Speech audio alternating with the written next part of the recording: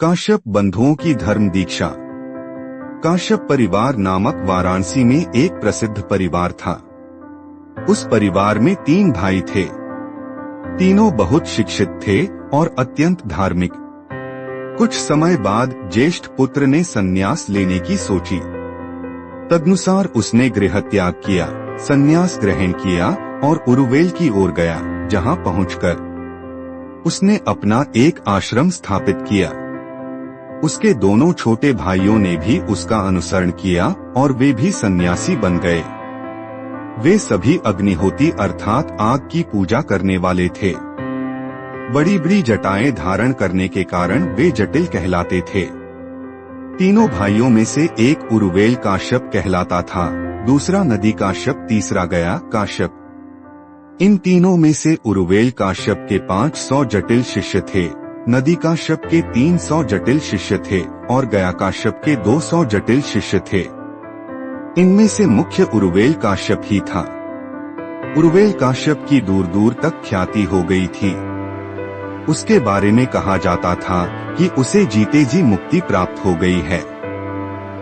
फल्गु नदी के तट पर स्थित उसके आश्रम में बहुत दूर दूर के लोग आते थे। जब भगवान बुद्ध को उरुवेल काश्यप की ख्याति का पता लगा तो उनके मन में आया कि उरुवेल काश्यप को धर्मोपदेश दिया जाए और संभव हो तो धर्म दीक्षा भी। उसके निवास का पता ठिकाना पाकर तथागत उरुवेल पहुँचे। तथागत उससे मिले और उसे शिक्षित करने तथा दीक्षित करने का योग्य अवसर पाने के लिए बोले, काश्यप, यदि तुम्हें असुविधा न हो तो एक रात मैं तुम्हारे आश्रम में रहूं। काश्यप का उत्तर था, मैं इससे सहमत नहीं हूं। मुचलिद नाम का एक जंगली नागराज यहाँ रहता है, उसी का यहाँ शासन चलता है। वह बड़ा भयानक है। वह सभी अग्निपूजक साधुओं का विशेष विरोधी है। वह रात को इस आश्रम में आता है और बड़ी हानि पहुंचाता है। मुझे डर है कि वह तुम्हें भी वैसा ही कष्ट न दे जैसा वह मुझे देता है। काश्यप को यह पता नहीं था कि नाग लोग बुद्ध के मित्र और अनुयायी बन चुके थे, लेकिन तथागत इसे जानते थे। इसलिए तथागत ने पुनः आग्रह किया, इसकी कोई संभावना नहीं है कि वह मुझे किसी तरह का कष्ट देगा। काश्यप, एक रात मुझे अपनी अग्निशाला में रहने दे। काश्यप बार बार इनकार करता रहा और तथागत बार बार आग्रह करते रहे। तब काश्यप ने कहा, मैं अधिक विवाद नहीं करना चाहता, किंतु मुझे डर बहुत है। जो अच्छा समझें करें। तथागत ने उसी समय अग्निशाला में प्रवेश किया और अपना आसन जमा लिया। नागराज मुचलिंद ने अपने समय पर शाला में प्रवेश किया, लेकिन काश्यप के स्थान पर वहां उसने तथागत को बैठे देखा। तथागत की शांत गंभीर मुद्रा को देखकर मुचलिंद को ऐसा लगा मानो वह किसी दिव्य पुरुष के सामने है। उसने सिर झुकाकर तथागत की पूजा की। उस रात काश्यप को ठीक ठीक नींद नहीं आई। वह यही सोचता रहा कि उसके अतिथि के साथ क्या बीती होगी, इसलिए वह बड़ी घबराहट लिए जागा। उसे डर था कि शायद उस रात उसका अतिथि जला ही दिया गया हो। प्रातः काल होने पर अपने अनुयायियों सहित काश्यप देखने के लिए आया। मुचलिंद द्वारा भगवान बुद्ध को हानि पहुंचाए जाने की तो बात ही क्या, उन्होंने देखा कि मुचलिंद भगवान बुद्ध की पूजा कर रहा है। यह दृश्य देखा तो काश्यप को लगा कि वह कोई चमत्कार देख रहा है। उसकी आंखों के सामने कोई प्रातिहार्य घट रहा है। उस चमत्कार से प्रभावित होकर काश्यप ने भगवान बुद्ध से प्रार्थना की कि वे वहीं एक आश्रम में रहें और वह स्वयं उनकी देखभाल करेगा। भगवान बुद्ध ने वहां ठहरना स्वीकार किया, लेकिन दोनों के 2 भिन्न दृष्टिकोण थे। काश्यप ने समझा कि उसे मुचलिंद नागराज के विरुद्ध संरक्षण मिल गया, लेकिन भगवान बुद्ध ने सोचा कि एक न एक दिन काश्यप को धर्मोपदेश देने का अवसर आएगा ही। लेकिन काश्यप ने कभी कोई ऐसा अवसर नहीं दिया। वह समझता था कि तथागत एक चमत्कार कर सकने वाले के अतिरिक्त और कुछ नहीं है। एक दिन तथागत ने स्वयं ही काश्यप से पूछा, क्या तुम अरहत हो? यदि तुम अरहत नहीं हो तो यह अग्निहोत्र तुम्हारा क्या कल्याण करेगा? काश्यप बोला, मैं नहीं जानता कि अरहत क्या होता है, कृपया मुझे समझाएं।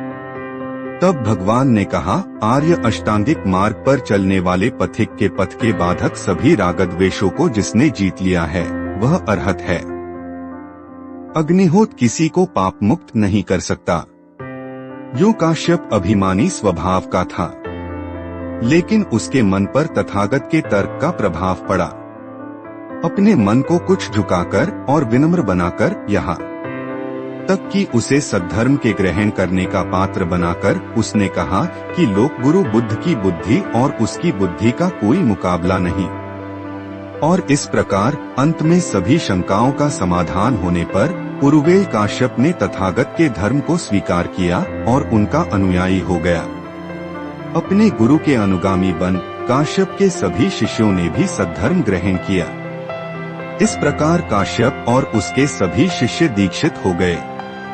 तब उरुवेल काश्यप ने अग्निहोल करने के अपने सभी पात्र आदि उठाकर नदी में फेंक दिए, जो जाकर पानी में तैरने लगे।